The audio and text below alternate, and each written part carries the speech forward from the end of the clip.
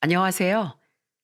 저는 결혼 후 든든한 지원군이 두 명이나 생긴 40대 여자입니다. 지원군이 왜 두 명이나 되냐고요? 한 명은 당연히 남편일 테고 다른 한 명은 누구인지 궁금하시죠? 사실 그것 말이죠. 세상에서 가장 착한 저희 시동생이랍니다. 보통 결혼하신 분들 중에서는 시댁의 시자만 들어도 기겁하시는 분들이 많을 텐데 저는 시동생의 시자만 보면 저절로 웃음이 나옵니다. 그만큼 시동생은 저에게 소중하고 애틋한 존재거든요. 안 그래도 행복한 결혼 생활이 시동생 덕분에 더 행복하다면 믿어지시나요? 오늘 저는 너무 예쁘고 착한 제 시동생에 대한 이 얘기를 해보고 싶어요. 그리고 시동생이 데려온 얄미운 동서에 대해서도요. 15년 넘는 결혼 생활 동안 저에게 일어난 그 크고 작은 일들 같이 들어주실 거죠? 그럼 이야기를 시작해 보겠습니다. 먼저 제가 남편과 만난 시점부터 얘기를 해야 할 것 같네요. 평범하게 회사를 다니고 있던 전 지인의 소개로 남편을 만나게 됐어요. 남편은 외모도 직업도 평범했지만 자상하고 듬직한 성격만큼은 마음에 쏙 들었죠. 연애 시절 남편의 모습 중 제가 가장 좋아했던 건 바로 동생을 잘 챙기는 모습이었어요. 남편에겐 8살 어린 남동생이 있었는데 형이 아니라 아빠라고 해도 될 정도로 정말 끔찍이도 챙기더군요. 저는 무뚝뚝한 오빠만 한 명 있어서 그런지 형제 간의 우애 깊은 모습이 너무 보기 좋더라고요. 그러다 보니 저는 자연스럽게 결혼 전부터 시동생과 친하게 지내게 되었죠. 시동생을 처음 만났을 때 교복을 입고 있던 그 순박한 모습이 아직도 기억에 나네요. 어머, 상미 씨, 안녕하세요. 저는 상원 씨 여자친구 김미나라고 해요. 상원 씨한테 얘기 많이 들었어요. 안녕하세요. 저도 얘기 많이 들었어요, 누나. 근데 그냥 상민이라고 부르셔도 돼요. 아직 학생이라 누구 씨라고 부르는 건 너무 어색해서요. 에이, 그래도 앞으로 결혼하게 되면 시동생이 되실 분인데 이름을 그렇게 막 부르는 건 좀 그렇잖아요. 그럼 이렇게 하는 걸로 해요. 아직 결혼은 안 했지만 우리 서로 도련님이랑 형수님이라고 부르는 거예요. 어때요? 미리 연습한다고 생각하면 되잖아요. 아, 도련님이라니 너무 쑥스러운데. 네, 알겠어요, 형수님. 시동생이 아직 고등학생이라 호칭을 어떻게 해야 할지 조금 난감하더라고요. 그래서 어차피 남편이랑 결혼하기로 마음도 먹었겠다. 그냥 서로 형수랑 도련님으로 부르기로 했죠. 사실 시동생이랑 친해지고 싶어서 제가 좀 오버를 했던 것도 있었던 것 같아요. 이후 저는 남편과 데이트를 할 때마다 종종 시동생을 불러 맛있는 것도 사주고 같이 바람도 쐬곤 했어요. 시동생은 전교 1등을 놓치지 않을 정도로 공부를 워낙 잘했는데 그러다 보니 친구들이랑 놀지도 못하고 책상 앞에만 앉아 있는 게 조금 안쓰러웠거든요. 혹시나 제가 공부를 방해하는 건 아닐까 내심 걱정도 했는데 다행히 시동생은 매번 저에게 활짝 웃으면서 좋아해 주더라고요. 형수님, 매번 이렇게 형수님 덕에 맛있는 것도 먹고 기분 전환도 하니까 공부도 더 잘 되는 것 같아요. 우리 형이 왜 형수님을 좋아하는지 알 것 같아요. 형수님, 혹시라도 저희 형이 못되게 굴거나 상처 주면 저한테 꼭 말씀해 주세요. 제가 형보다 힘이 세니까 형 코를 납작하게 눌러서라도 혼내줄게요. 아셨죠? 그리고 형, 형수님이랑 꼭 결혼해야 돼. 형수님 같은 사람 놓치면 형은 완전 바보야. 알지? 시동생의 말대로 남편은 저를 놓치기 싫다며 얼마 안가 프로포즈를 했고 결국 저는 25살의 나이에 남편과 결혼을 하게 되었습니다. 그런데 제가 결혼한 그 해 시동생이 서울에 있는 명문대 그것도 치대에 붙었어요. 워낙 공부를 잘했어서 내심 기대하고 있었는데 명문대 치대라니 저랑 남편은 정말 뛸 듯이 기뻤죠. 그런데 시동생은 죽상을 하고 있더라고요. 알고 보니 시댁 형편이 그리 좋지 않아 대학 등록금을 내줄 수 없는 상황이었던 거죠. 치대 등록금이 얼마나 비싼지 다들 아시잖아요. 그래서 시동생은 그냥 치대 진학을 포기하고 그냥 지방 국립대에 들어가 전망도 좋지 않은 과에서 장학금을 타고 다닐 생각을 하고 있더라고요. 하지만 전 그 꼴을 두고 볼 수가 없었습니다. 그 좋은 머리를 썩히긴 너무 아까웠어요. 여보, 도련이 말이야. 치대 붙은 거 너무 아까운데 그냥 우리가 등록금을 좀 지원해 주는 거 어떨까? 남도 아니고 당신 동생이잖아. 저렇게 똑똑한 도련님이 등록금 몇 푼 때문에 그 능력을 썩힌다는 게 말이 돼? 우리 모아놨던 돈 있잖아. 그거에다가 대출 조금 받아서 도와주자. 치대 등록금이 비싸긴 하지만 우리 둘이 힘을 합치면 못 내줄 것도 없잖아. 뭐? 그거 우리 나중에 아이 키울 때 쓰려고 모아두고 있던 돈이잖아. 정말 그걸 우리 상민이 등록금으로 써도 괜찮겠어? 그럼 돈이야 또 모으면 되는 거잖아. 지금 급한 건 아직 생기지도 않은 우리 애가 아니라 대학에 당장 들어가야 하는 도련님이라고. 그러니까 우리가 도와주자. 어? 결국 저와 남편은 모아뒀던 돈에 대출을 조금 받아 시동생의 등록금을 대줬습니다. 시동생은 그런 저에게 찾아와 머리까지 조아리며 감사 인사를 하더라고요. 형, 형수님, 정말 감사해요. 저 솔직히 저희 집 형편에 치대 들어가는 거 욕심이라고 생각해서 포기하려고 했어요. 그런데 이렇게 기회를 잡을 수 있게 해주셔서 정말 감사해요. 제가 나중에 치대 졸업하고 의사 면허 따서 형이랑 형수님한테 몇 배로 보답할게요.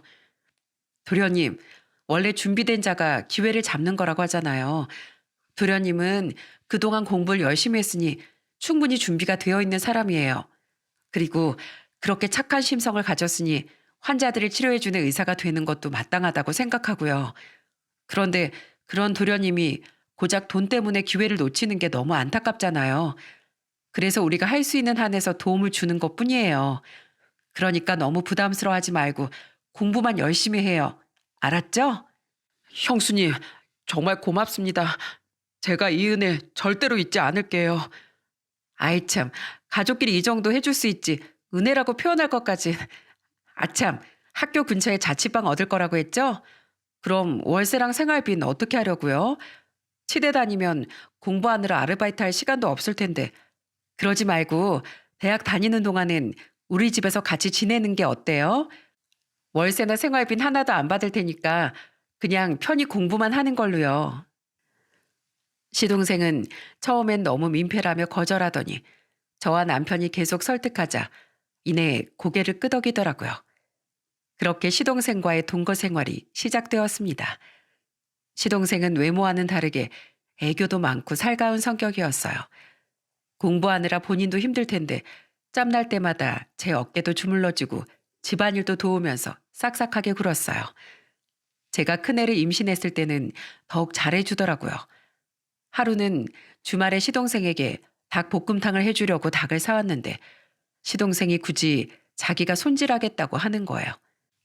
저는 가서 공부나 하라고 말렸지만 시동생은 웃으며 이렇게 말하더라고요. 에이, 형수님은 뱃속에 우리 조카까지 품고 계시느라 더 힘드실 텐데 몸 튼튼한 제가 해야죠. 그리고 나중에 치과 의사 되면 훨씬 예민한 사람 잇몸도 째고 그래야 되는데 겨우 이런 닭 손질도 못해서 해야 되겠어요? 이럴 때 하나씩 도와드리면서 저도 배우는 거죠. 그리고 왜 드라마 같은 데서 보면 의사나 변호사 같은 전문직들이 지 잘났다고 어깨에 뽕만 들어가 있고 가정은 나 몰라라 하잖아요.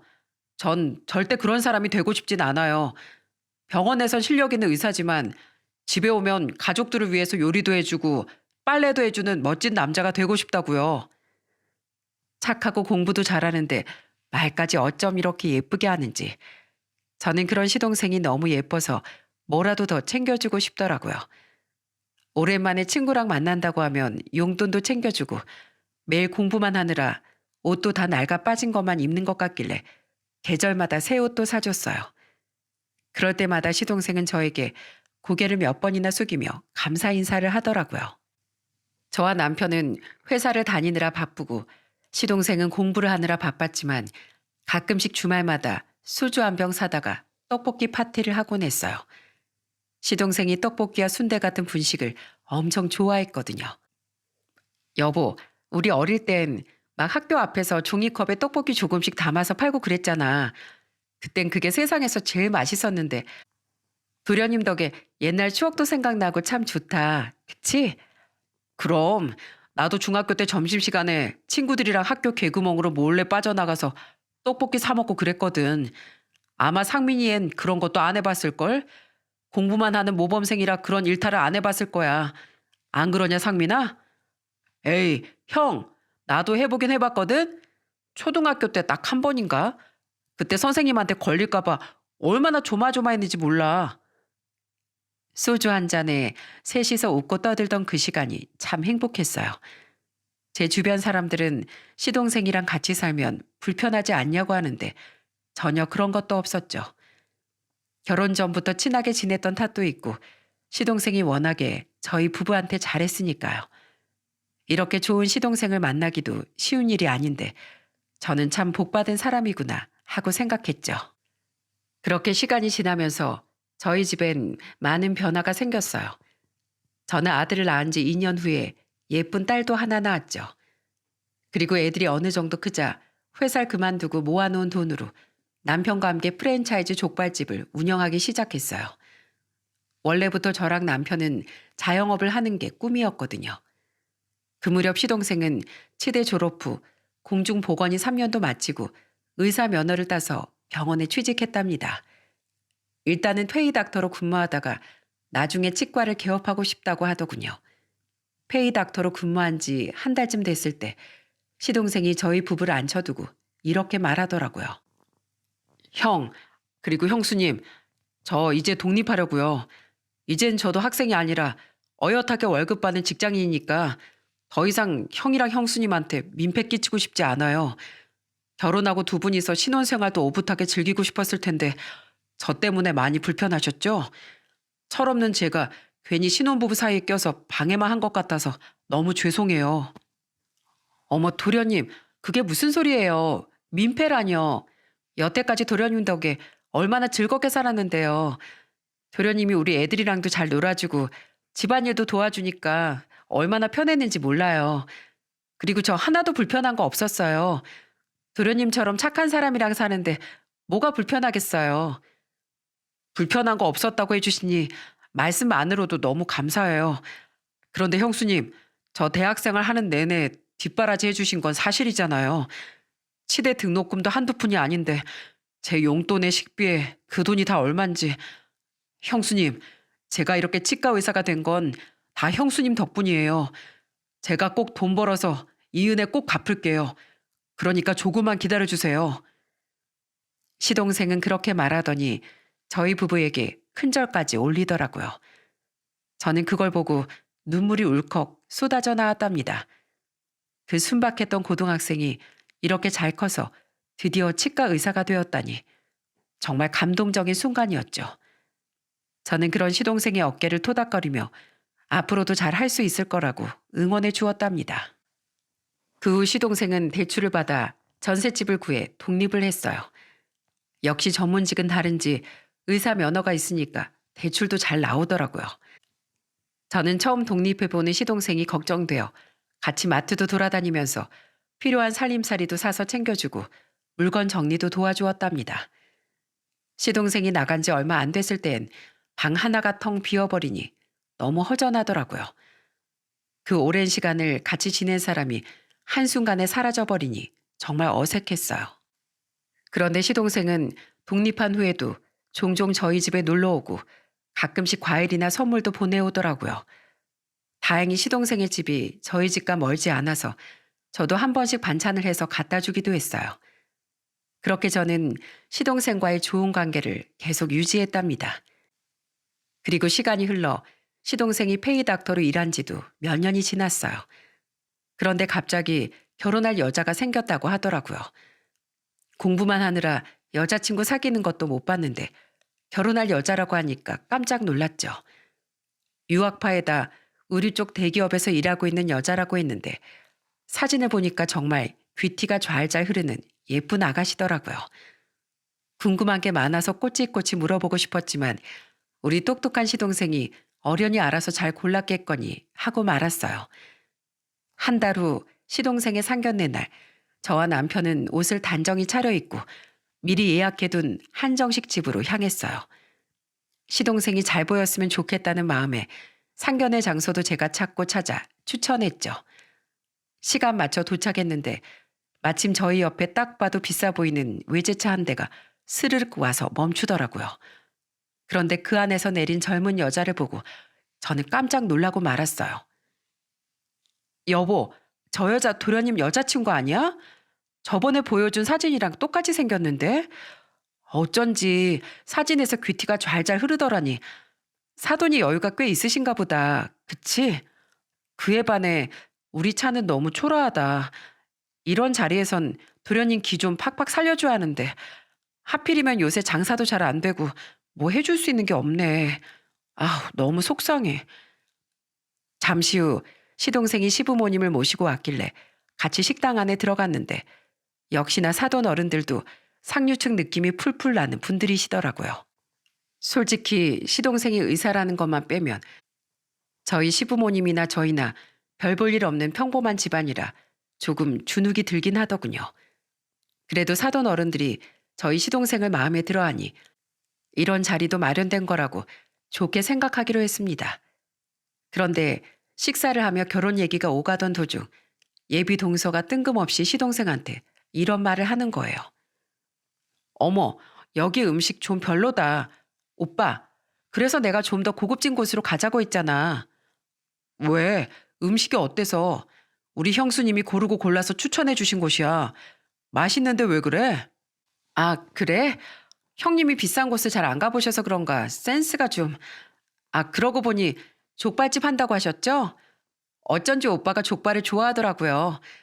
주말에도 가끔 아주버님네 족발집에 가는 것 같던데 이제 결혼하고 나면 좀 줄이라고 하려고요. 아무래도 치과 의사가 돼지 냄새 나는 족발집에 들락거리는 건 좀 모양새가 별로잖아요. 예수이야. 너 어른들도 계시는데 말본새가 그게 뭐니? 아이고 죄송합니다. 수희애가 어릴 때부터 너무 오냐오냐 커서 철이 좀 없어요. 아직 부족한 게 많지만 사돈께서 잘 가르쳐 주시면 감사하겠습니다. 저는 예의 없는 예비 동서의 모습을 보고 눈살이 저절로 찌푸려졌어요. 그나마 다행이었던 건 사돈 어른들은 교양이 있는 분들이셨다는 겁니다. 만약에 사돈 어른들마저 저희 가족을 무시했다면 전 아마 그 자리에서 시동생을 끌고 나와버렸을 거예요.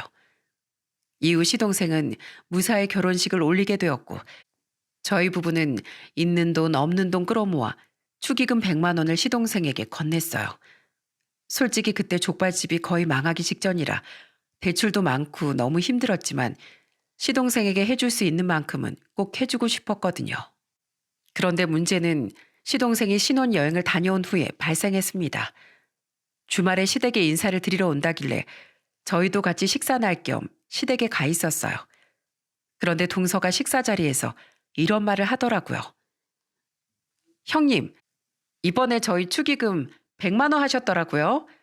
우리 친정오빤 축의금 500만 원에 대형 TV까지 사줬는데 너무 야박하신 거 아니에요? 족발집이 프랜차이라서 잘 되는 줄 알았는데 아닌가 보죠? 하긴 음식 팔아가지고 뭐 얼마나 벌겠어요? 게다가 유명 셰프가 운영하는 고급 레스토랑도 아니고 그저 족발집일 뿐인데요. 당신 무슨 말을 그런 식으로 해? 100만 원은 뭐 작은 돈이야?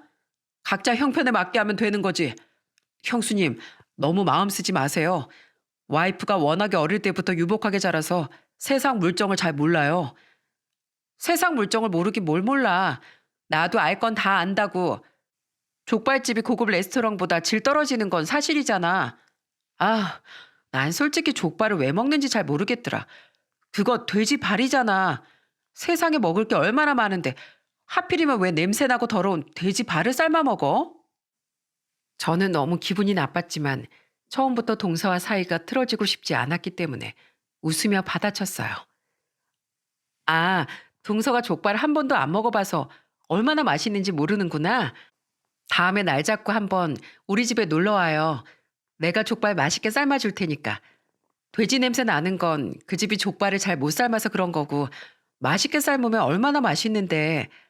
아참, 족발엔 콜라겐이 많아서 피부 미용에도 완전 좋아요. 동서처럼 피부가 고운 사람이 족발까지 먹으면 아우 너무 예뻐지는 거 아니에요? 그쵸 서방님? 제가 그렇게 얘기하며 분위기를 풀자 시동생도 허허 웃으며 멋쩍어 하더라고요. 그렇게 그날 식사는 잘 마무리가 되었습니다. 저희 집이 동선회처럼 유복했으면 이렇게 기분 나빠할 일도 없었을 텐데 사는 수준이 차이가 나다 보니 어쩔 수 없는 것 같더라고요. 그래도 너무 초라해지고 싶지 않아 최대한 족발집을 살려서 일어서 보려고 했는데 그게 도무지 마음대로 되지 않더군요. 시동생이 결혼한 지 얼마 안 돼서 저와 남편은 결국 족발집의 문을 닫고 말았어요. 예전에 모아둔 돈에 대출까지 받아 시동생 뒷바라지를 했던 데다가 족발집에 적자가 나기 시작하면서부턴 있는 돈을 다 까먹고 대출만 더 생겼으니 저희는 완전히 빈털터리가 되고 말았죠. 족발집을 닫은 걸 알게 된 시동생은 저희 집에 찾아와 머리를 조아리더군요.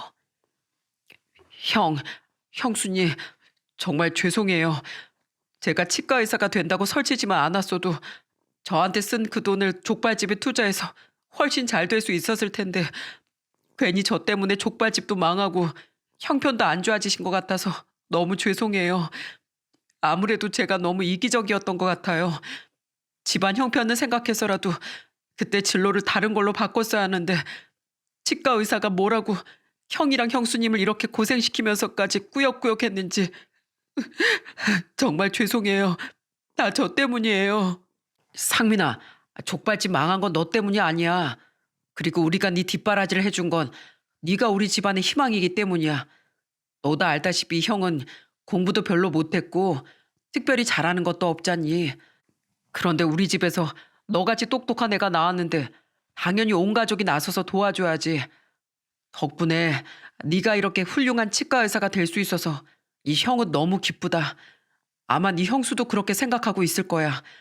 그치 여보? 그럼요. 서방님이 이렇게 어엿한 치과 의사가 돼서 저도 얼마나 기쁜지 몰라요. 그리고 서방님, 비록 저희 족발집은 망했지만 저는 하나도 불행하지 않아요. 이렇게 듬직한 남편에 예쁜 우리 애들도 있고 게다가 이렇게 착한 우리 서방님도 있는데 이것보다 더한 행복이 어디 있겠어요. 원래 사람은 돈이 다가 아니잖아요. 그러니까 서방님, 울지 말고 오랜만에 같이 밥이나 먹어요. 병원에선 멋있게 진료보는 의사 선생님이 이렇게 애처럼 울고 있으면 쓰겠어요? 저와 남편은 울먹이는 시동생의 어깨를 토닥이며 위로해 주었어요. 족발집이 망한 게 자기 탓도 아닌데 왜 저렇게 미안해하는지. 하여튼 그 착한 심성은 어딜 가지 않더라고요. 이후 족발집을 접은 저희 부부는 생활비를 벌기 위해 동분서주했어요. 마음 같아선 예전처럼 월급쟁이로 돌아가고 싶었지만 자영업을 하다가 갑자기 취업하려니 취업이 될 리가 있나요? 그래서 어쩔 수 없이 남편은 일용직에 나가고 저는 집 근처 식당에서 아르바이트를 하며 근근히 생활을 이어나갔죠. 그런데 저희 부부가 이렇게 되고 나자 동서의 무시가 점점 더 심해지더군요. 하루는 가족 모임이 있어서 시댁에 갔는데 동서가 샤인머스켓 2박스를 사왔더라고요. 그러더니 저보고 뭐라는 줄 아세요? 형님, 이게 샤인머스켓이라는 거예요. 뉴스에서 보셨는지 모르겠네요. 한 송에 10,000원 넘는 그 포도 말이에요. 일반 포도랑은 다르게 신맛이 거의 없고 달달하거든요. 이런 거 처음 먹어보시죠? 뭐? 동서, 아니, 설마 내가 샤인머스켓도 안 먹어봤을 줄 알고? 네? 먹어보셨다고요? 에이, 거짓말. 형님이 무슨 이런 비싼 과일을 먹어요. 저번에 보니까 제가 선물한 망고도 아깝다고 야금야금 드시던데 망고 그거 하나에 얼마 한다고. 형님, 아무리 돈이 없어도 그렇게 구질구질하게 살면 안 되는 거예요. 뭐 물론 없는 형편에 부담은 되시겠지만 이렇게 비싼 과일도 한 번씩 먹어보고 해야 수준 높은 사람들이랑 대화도 되는 거라고요. 참나. 동서. 말을 너무 심하게 하는 거 아니야? 누가 보면 샤인머스켓이 뭐 한 송이에 100만 원씩 하는 줄 알겠어. 아무리 우리가 지금 형편이 안 좋아도 그렇지 우릴 너무 거지로 보는 거 아니야? 아무리 부잣집에서 철없이 자랐다지만 세상 물정을 몰라도 너무 모른다. 은근슬쩍 저희 부부를 무시하면서 어찌나 얄밉게 말하는지 저는 그럴 때마다 과하지 않은 선에서 동서에게 핀잔을 주었습니다. 저도 할 말은 하는 성격이었거든요. 솔직히 말하면 머리채를 확 잡고 싶을 때도 한두 번이 아니었는데 옆에서 시동생이 같이 잔소리를 해주니 그나마 참을 수 있었어요.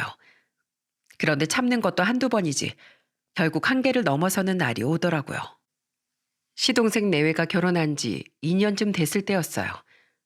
동서가 임신을 했다길래 저는 임산부한테 좋은 음식도 자주 챙겨주고 가끔 안부 전화도 하고 그랬죠.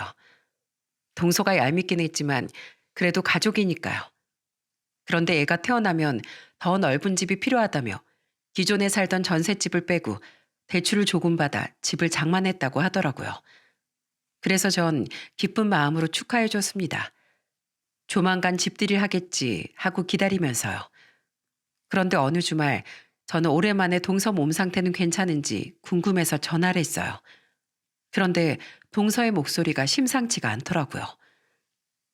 형님, 저 몸이 너무 안 좋네요. 안 그래도 몸이 무거운데 오늘따라 기운도 너무 없고.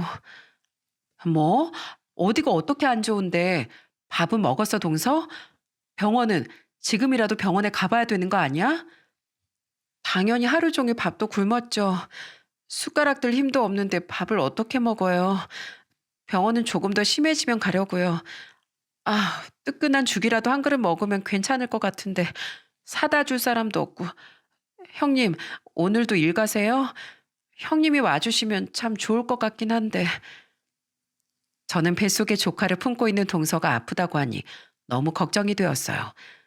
그래서 전화를 끊자마자 죽을 사들고 동서네 집에 찾아갔어요. 그런데 집 안에 들어서자 동서가 아무렇지 않게 웃으면서 저한테 인사를 하는 겁니다. 아프다는 사람답지 않게 얼굴이 너무 멀쩡해 보였어요. 동서, 아프다면서 얼굴이 괜찮아 보이네? 아, 아까 약 먹었더니 괜찮아지더라고요.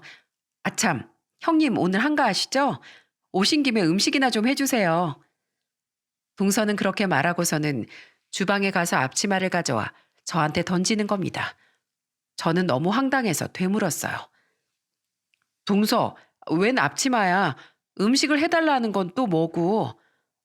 아, 오늘 우리 직장 사람들 집들이 하는 날이거든요. 그런데 아시다시피 저는 손에 물 한 방울 안 묻히고 자라서 음식 같은 건 잘 할 줄 모르잖아요. 그래서 원래는 아줌마를 한 명 고용하려고 했는데 그때 딱 형님이 생각나더라고요. 형님은 식당도 운영하셨고 음식도 잘하시잖아요. 와, 이렇게 가까운 곳에 일할 사람이 있었는데 여지껏 몰랐다니. 형님, 저 진짜 생각 잘했죠? 뭐라고? 그래서 지금 나 일 시키려고 불렀다는 거야? 왜요? 그러면 안 돼요? 형님 지금도 식당에서 일하시잖아요. 그거랑 똑같은 건데 왜 그러시지? 아, 알겠다. 제가 공짜로 일 시키는 건 줄 아셨던 거죠? 에이, 설마 그럴 리가요. 자, 여기 5만 원이요. 5만 원이면 되죠?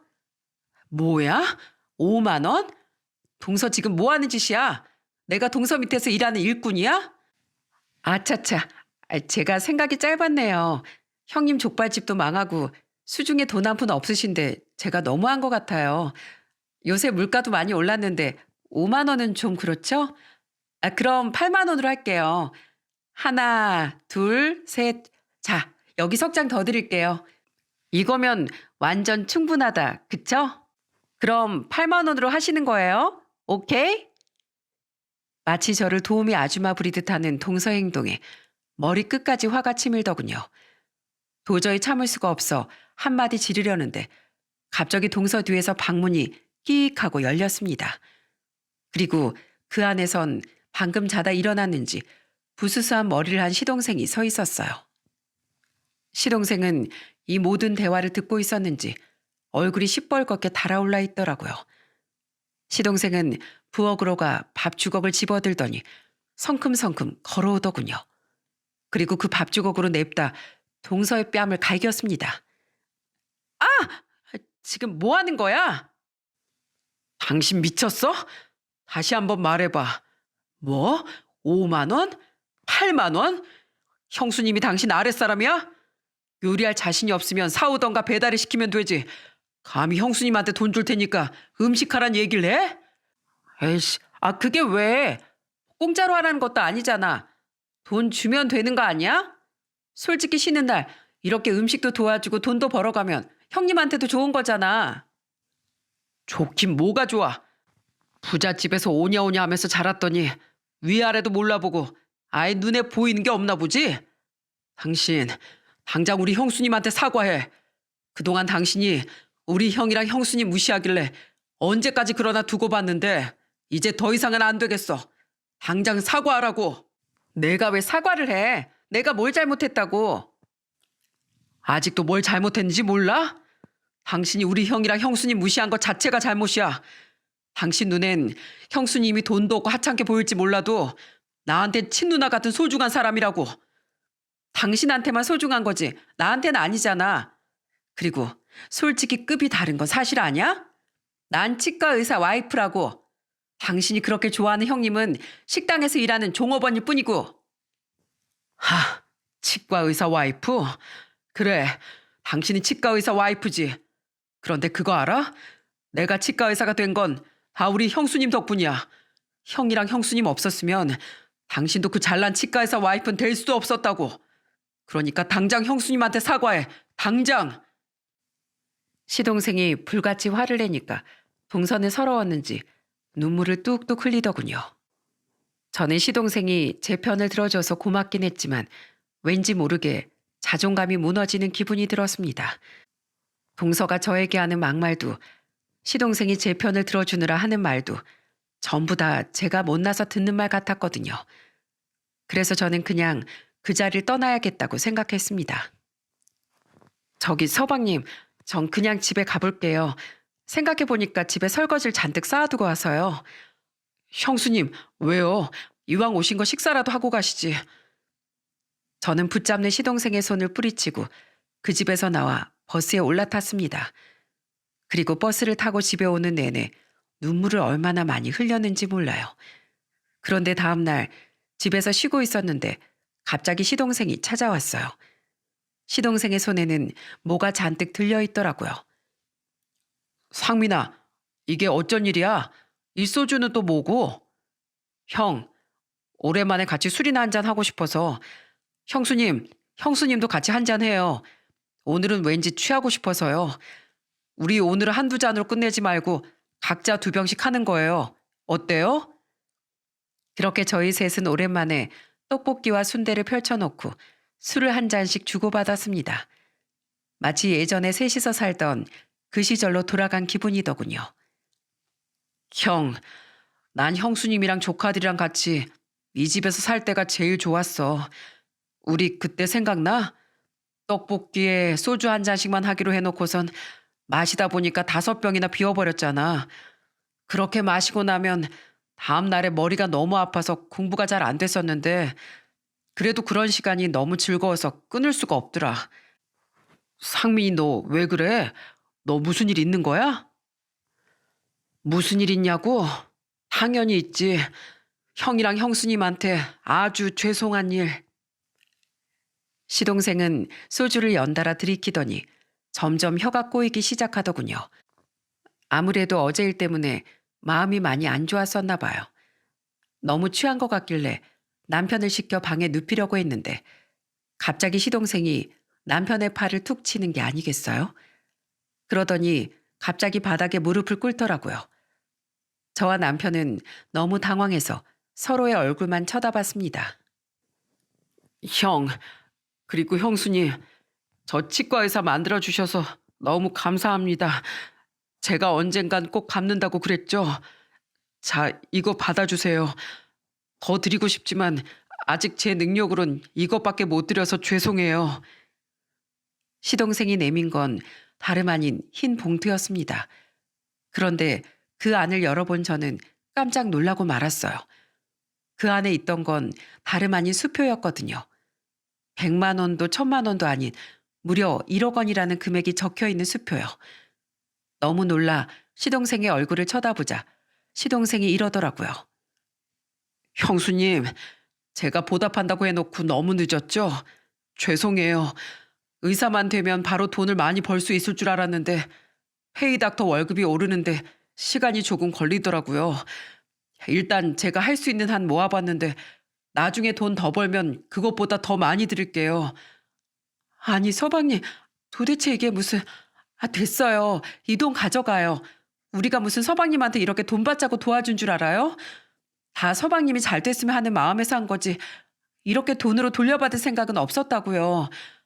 게다가 한두 푼도 아니고 이렇게나 큰 돈을. 아이고, 이거 들고 있기도 무서우니까 얼른 가져가요. 아니요. 이거 안 받으시면 저 여기서 한 발짝도 안 나갈 거예요. 그리고 이거 그렇게 큰 돈 아니에요. 형이랑 형수님이 저한테 쓴 돈 생각하면 이걸로도 한참 모자라다고요. 형수님, 저요. 솔직히 어제 형수님한테 너무 죄송해서 잠도 한숨 못 잤어요. 저희 와이프가 어제 형수님한테 한 지만 생각하면 정말 얼굴 이렇게 들고 있는 것조차도 창피하다고요. 형수님이 그 고생을 하면서 절 이렇게 치과의사로 만들어주셨는데 전 보답하지 못할 망정 그런 심한 말이나 듣게 하고 정말 죄송해요, 형수님. 제가 어떻게든 제 와이프 교육시켜서 형수님한테 다신 그런 짓 못하게 만들게요. 저와 남편은 몇 번이나 그 돈을 거절했지만 시동생은 꿈쩍도 안 하더군요. 이러다간 정말로 출근도 하지 않고 저희 집에서 끝까지 버틸 것 같아 어쩔 수 없이 그 돈을 받기로 했습니다. 여보, 우리 이제 이 돈으로 다시 일어설 수 있겠어요. 너무 착한 서방님 덕분에 이제 뭐든지 다시 시작할 수 있다고요. 그 후 저와 남편은 이것저것 많이 알아본 후에 출장 세차 사업을 시작하기로 했답니다. 애들 대학도 보내려면 돈이 많이 필요해서 걱정이었는데 시동생 덕분에 새로운 일도 할 수 있게 되어 정말 기뻤어요. 시동생은 그 후에도 간간히 저에게 연락을 했었는데 동서가 사람이 되어가고 있으니 저보고 조금만 기다려달라고 하더라고요. 그런데 사람이 뭐 그리 쉽게 변하나요? 시동생이 뭘 어쩌고 있는지 몰라도 저는 별로 기대는 하지 않았습니다. 그런데 어느 날 주말에 시동생을 불러내 같이 저녁을 먹고 있는데 동서한테서 전화가 오더라고요. 시동생은 씩 웃으며 전화를 스피커폰으로 바꾸더군요. 여보, 나 좀 데리러 오면 안 돼? 나 진짜 너무 창피하단 말이야. 아무리 내가 예의 범절을 모른다고 해도 그렇지. 이렇게 초등학생 애들만 바글바글한 데다가 날 던져두고 가면 어떡해. 지난주에도 창피한 거 겨우 참고 버텼는데 오늘은 더 심했단 말이야. 오늘 훈장님이 애들한테 뭐라고 했는지 알아? 저 학생은 30살이 훌쩍 넘은 어른인데 예의 범절은 유치원생 수준보다 못해서 너희들과 같이 배우는 거래. 애들이 막 깔깔대고 웃는데 나 진짜 쥐구멍이라도 숨고 싶다니까. 그러게 진작에 예의 바르게 행동했어야지.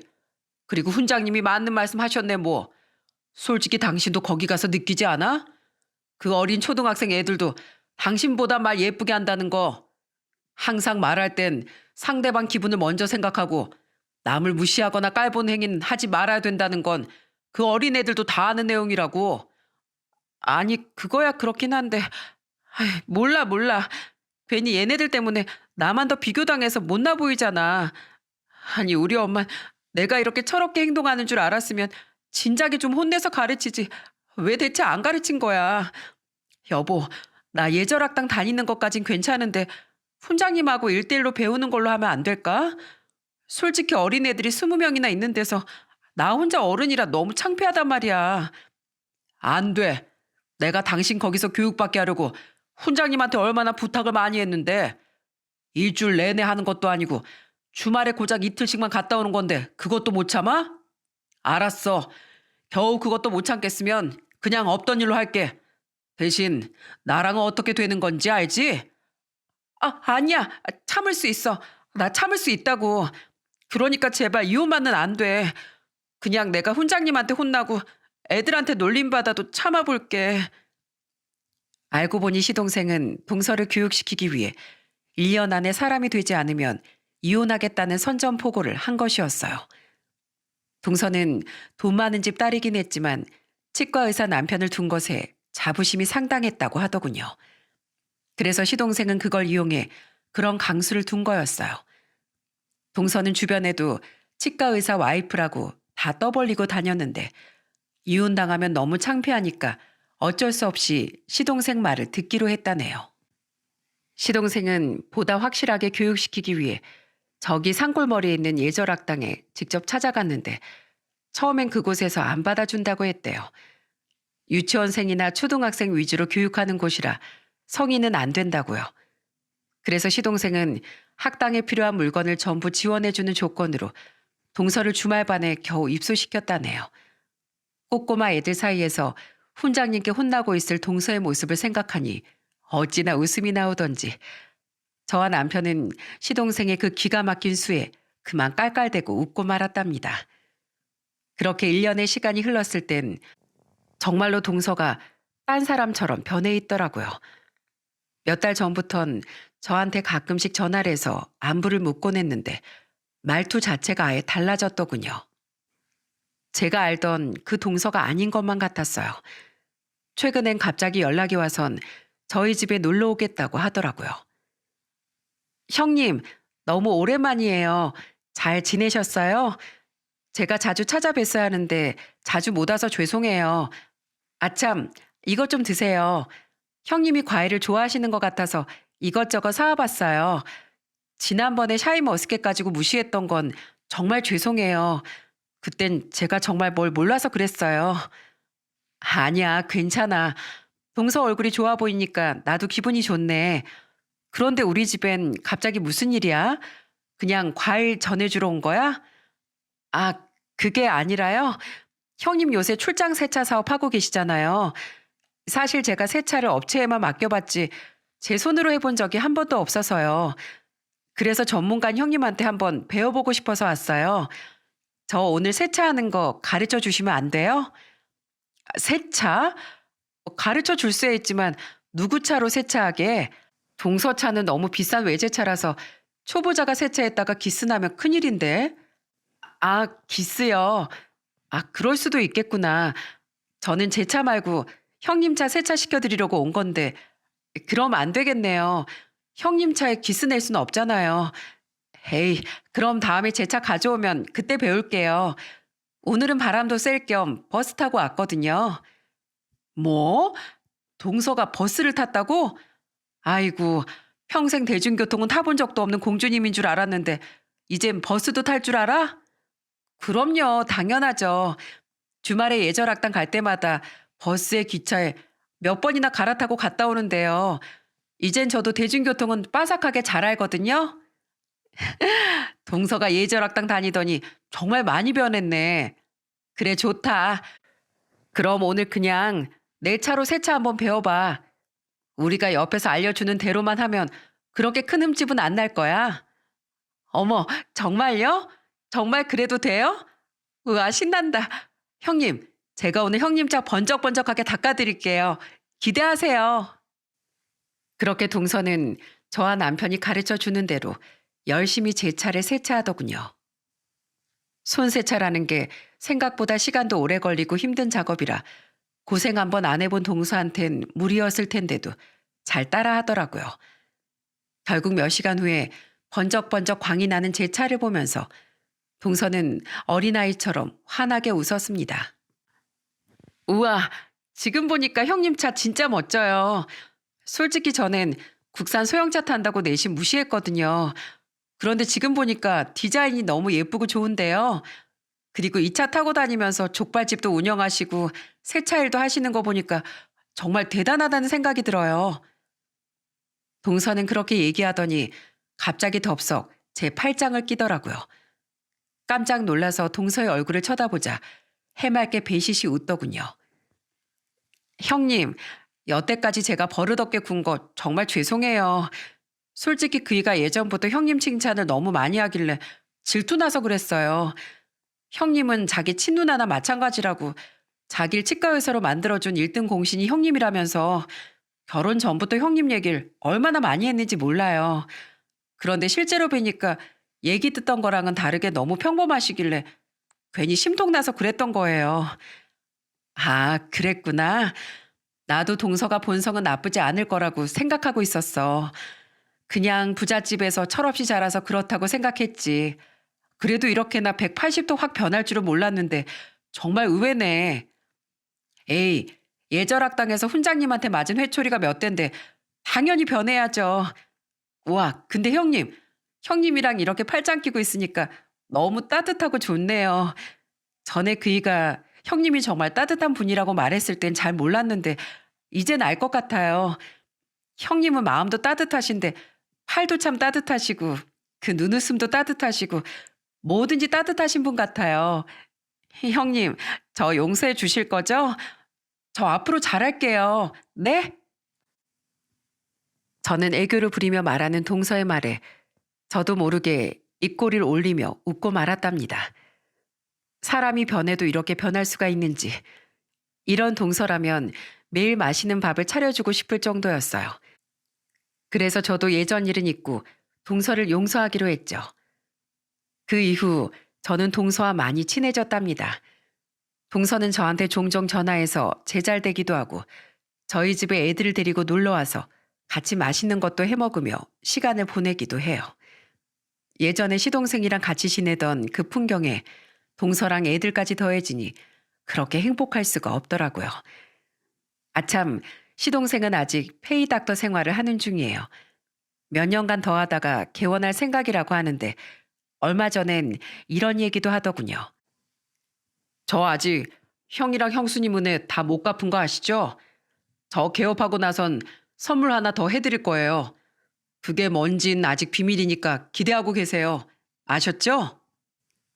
도대체 그 선물이 뭐길래 이렇게 기대감을 심어주는 건지 솔직히 저번에 준 1억도 충분히 차고 넘치는데 말이죠. 참 우리 시동생 너무 착하지 않나요? 세상에 어떤 여자가 이런 시동생을 만나겠어요? 저는 참 복받은 사람 같아요. 이렇게 화목한 가정에서 살 수 있으니까요.